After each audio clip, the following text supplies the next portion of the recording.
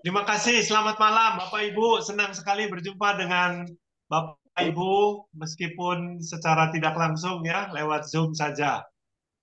Kita akan melanjutkan pembahasan-pembahasan yang sudah dilakukan oleh teman-teman yang lain, oleh saudara-saudara yang mengikutinya selama beberapa kali, mulai dari kitab Roma pasal 1 ya. Nah, kali ini kita akan melihat bahwa eh, Rasul Paulus memberi contoh tentang iman Abraham. Kita lihat dulu slide berikutnya.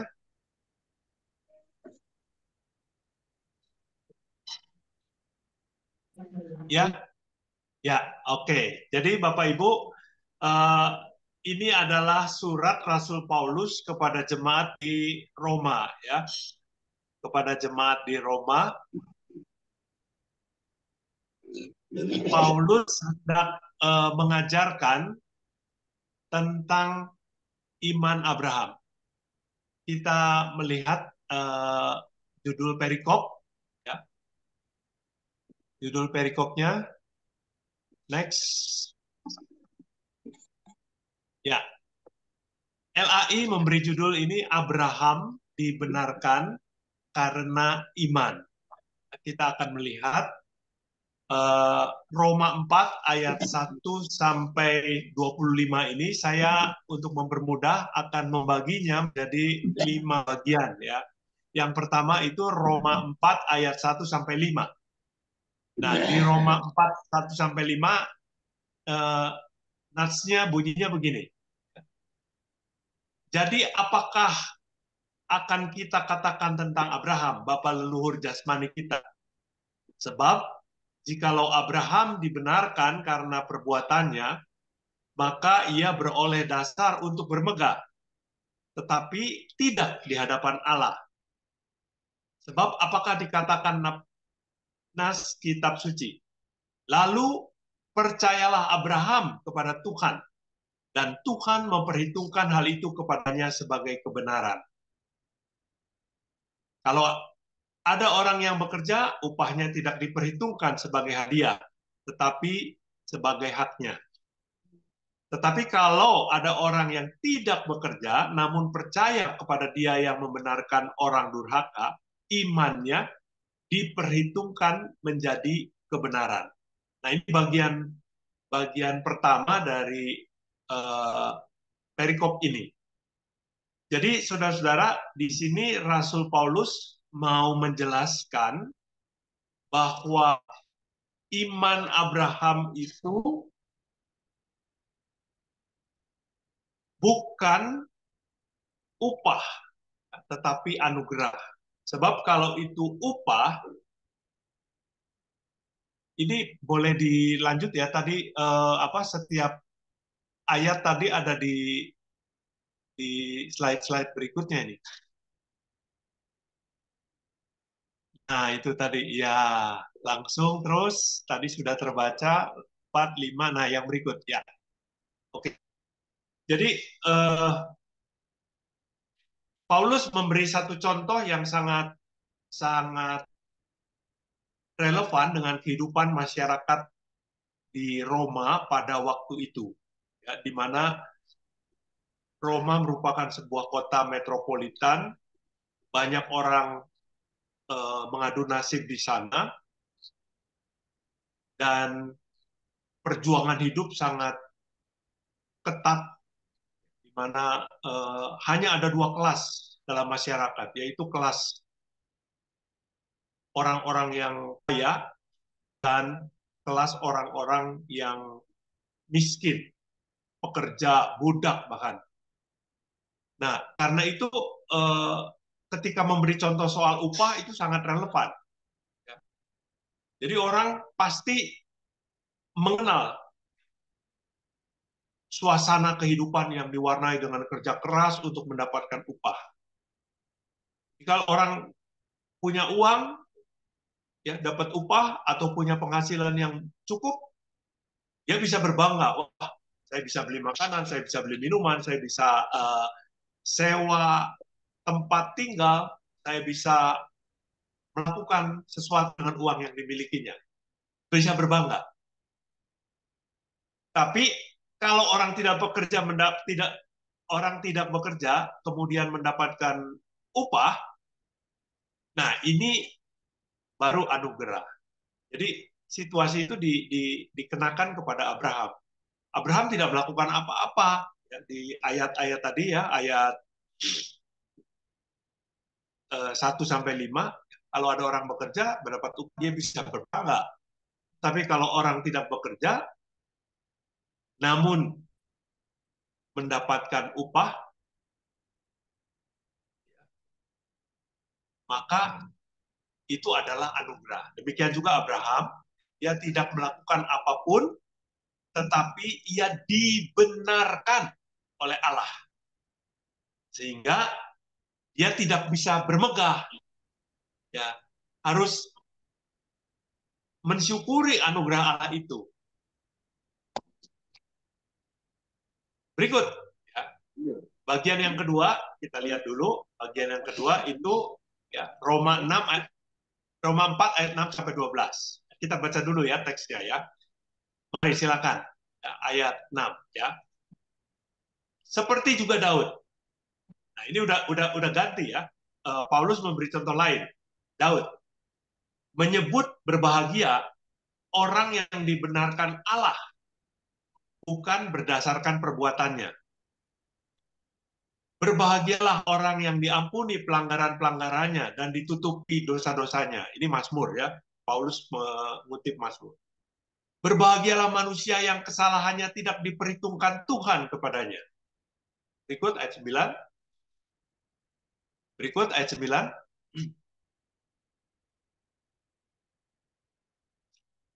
Ayat 9 ya.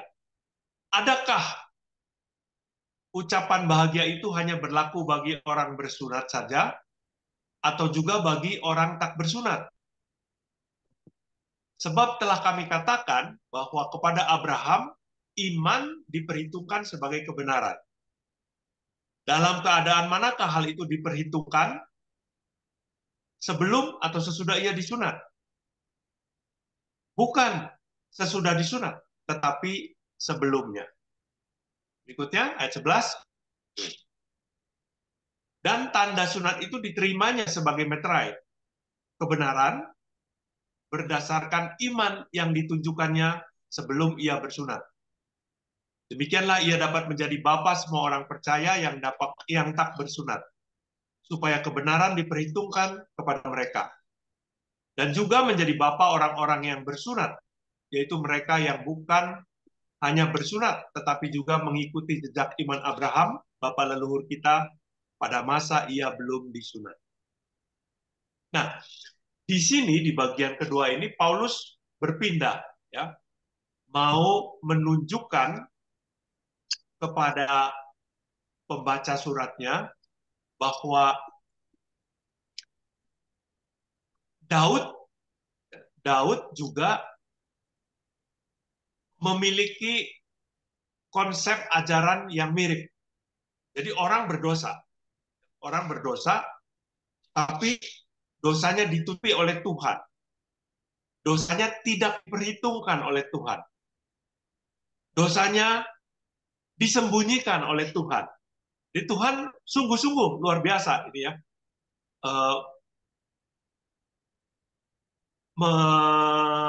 Mengasihi orang yang diperkenannya itu benar-benar. Jadi orangnya berdosa, ya, umat Israel berdosa, tetapi dosanya ditutupi, dosanya diampuni, dosanya tidak diperhitungkan. Nah, dengan memberikan contoh kepada eh, jemaat Roma bahwa apa yang diajarkan Paulus ini juga sebetulnya sudah diajarkan di dalam Perjanjian Lama, di dalam Mazmur-Mazmur yang tokohnya adalah Daud. Nah, kemudian di ayat 9 dan 10 Paulus mempertajam dengan bertanya, orang-orang yang diampuni dosanya oleh Tuhan itu, atau Abraham yang diampuni dosanya oleh Tuhan itu, diampuninya setelah bersunat atau sebelum? Ternyata sebelum, ya, sebelum. Jadi sunat itu hanya meterai, ya, hanya tanda dari orang yang sudah diampuni dosanya. Karena itulah Abraham di sini menjadi uh, bapak, jadi bapak bagi orang yang bersunat maupun bagi orang yang tidak bersunat. Jadi bapak bagi orang yang bersunat tapi sekaligus juga percaya kepada Kristus. Nah, ini sangat relevan juga di dalam konteks kehidupan masyarakat Roma pada waktu itu. Jadi surat Rasul Paulus ini ditulis antara tahun 55 sampai tahun 60, sekitar itu, mungkin tepatnya di 57-58 begitu. Nah, di sana banyak, di Roma maksudnya banyak orang yang datang, banyak juga orang-orang Yahudi yang merantau. Jadi mereka bersunat dan mereka menjadi jemaat, kemudian diajari pengajaran ini. Tetapi juga banyak orang-orang dari kota Roma sendiri yang bukan orang Yahudi, yang pasti tidak bersunat. Nah, dengan memberikan contoh dari perjanjian lama, kemudian dia mempertanyakan, Abraham dibenarkan itu karena sunat atau bukan? Bukan, ya. Jadi pengajaran ini juga menjadi sebuah pengajaran yang familiar, ya, yang ramah buat orang-orang yang tidak bersunat. Nah, sementara kita memberikan kesimpulan di sini di slide berikutnya, ya. Jadi keselamatan yang didapat oleh Abraham itu bukan karena perbuatannya, bukan juga dari sunat, tetapi oleh karena kedaulatan Allah Sang Maha Kasih yang memberikan pengampunan dosa. Ya, begitu. Ya. Kemudian kita lanjut pada bagian yang ketiga. Bagian yang ketiga ini ayat 13 sampai 17. Ayat 13 sampai 17. Nah, 13 bunyinya begini. Sebab bukan karena hukum Taurat telah diberikan janji kepada Abraham dan keturunannya bahwa ia akan memiliki dunia, tetapi karena kebenaran berdasarkan iman. Jadi Tuhan menjanjikan Abraham sebagai orang yang mempunyai keturunan yang banyak seperti pasir, seperti bintang di langit itu bukan karena Abraham taat pada Taurat. Ya. Tetapi kan itu belum, ya, Taurat belum datang pada zaman Abraham, ya. Tetapi janji Allah diberikan sebelum Abraham mengenal Taurat.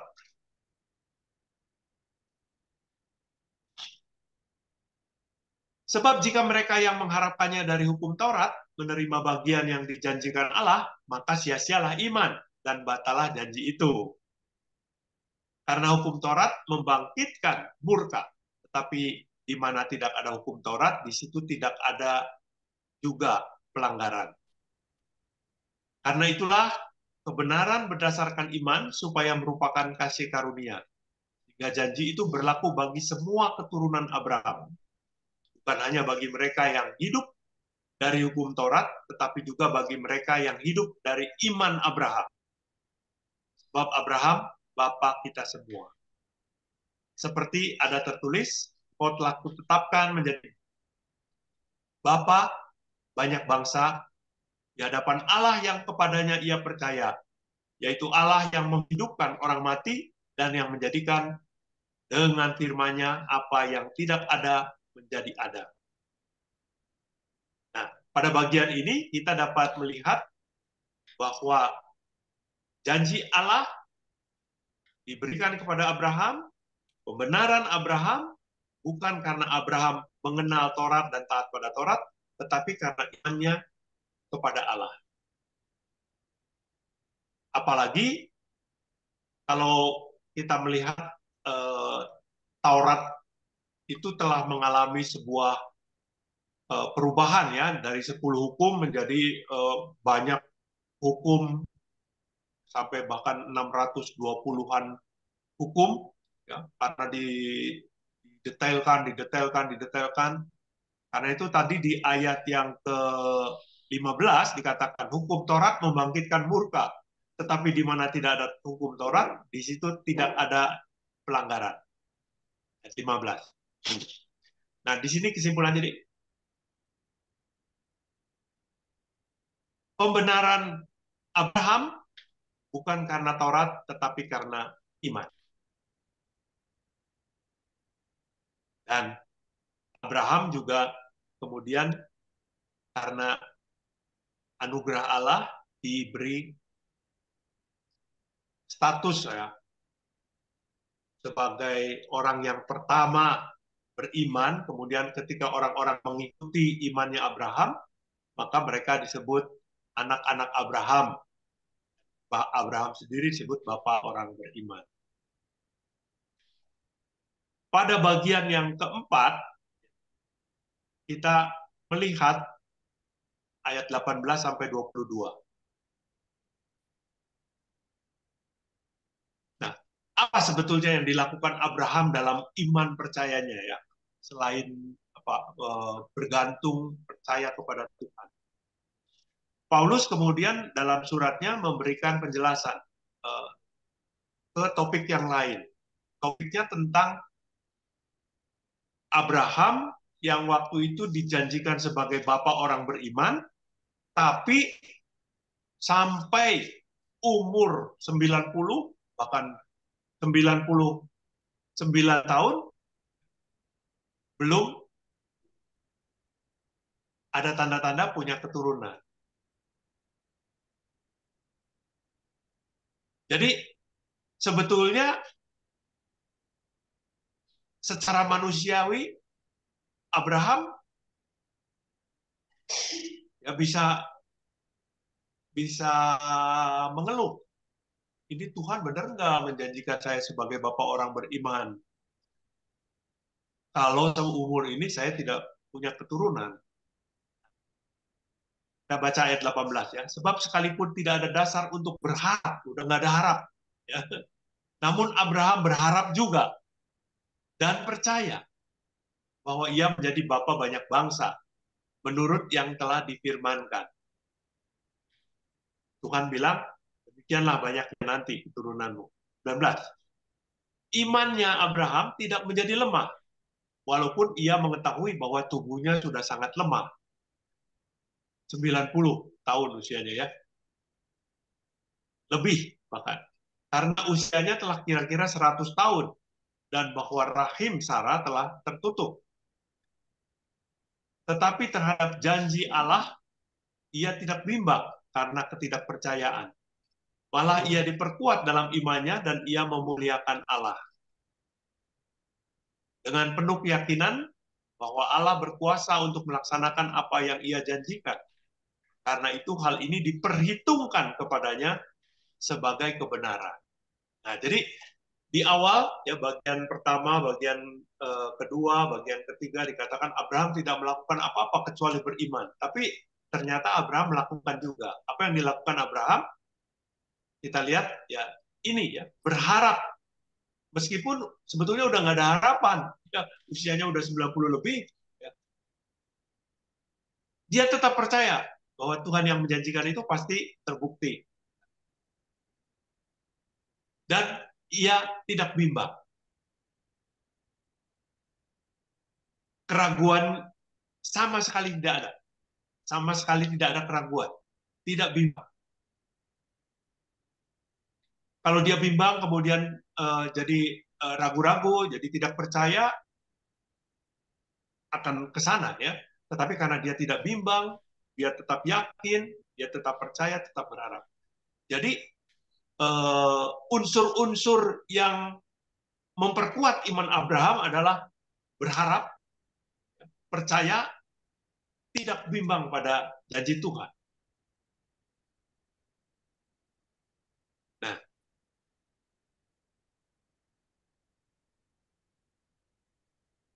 Kemudian yang berikutnya, ya, pada ayat 23, ayat 23 sampai 25 kita lihat, ya. Di sini Rasul Paulus sudah selesai menceritakan tentang iman Abraham sebagai satu figur untuk dicontoh tentang Abraham yang punya iman yang kuat. Nah, di ayat 23, 24, 25 ini Rasul Paulus menerapkan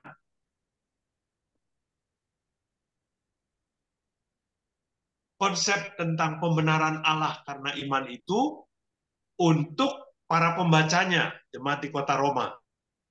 Ya. Nah, kata-kata ini, jadi ayat 1 sampai 22, hal ini diperhitungkan kepadanya sebagai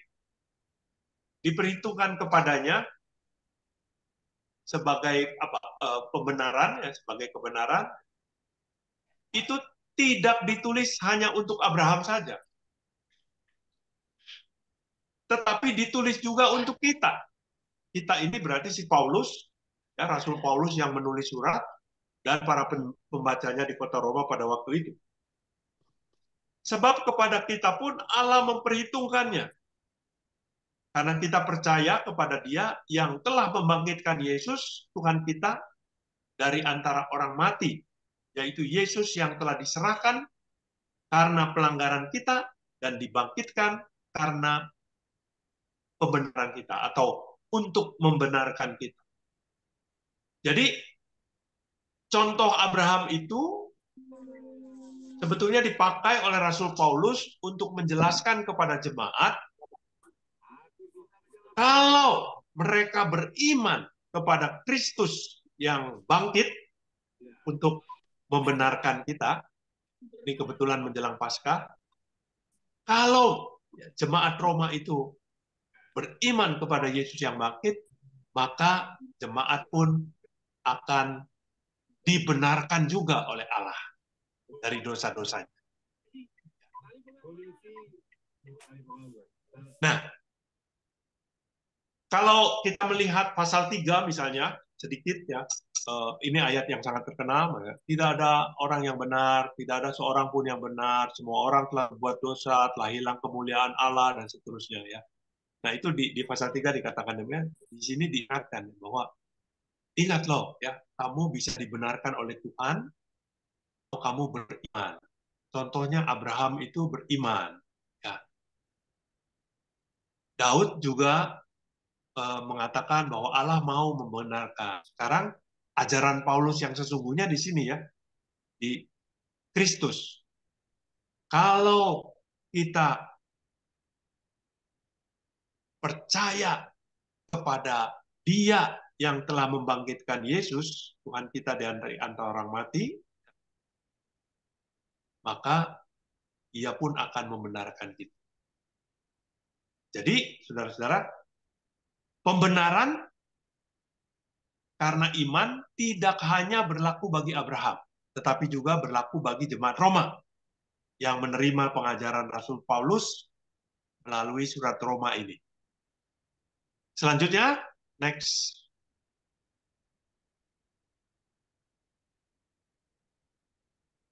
Slide berikut. Ya.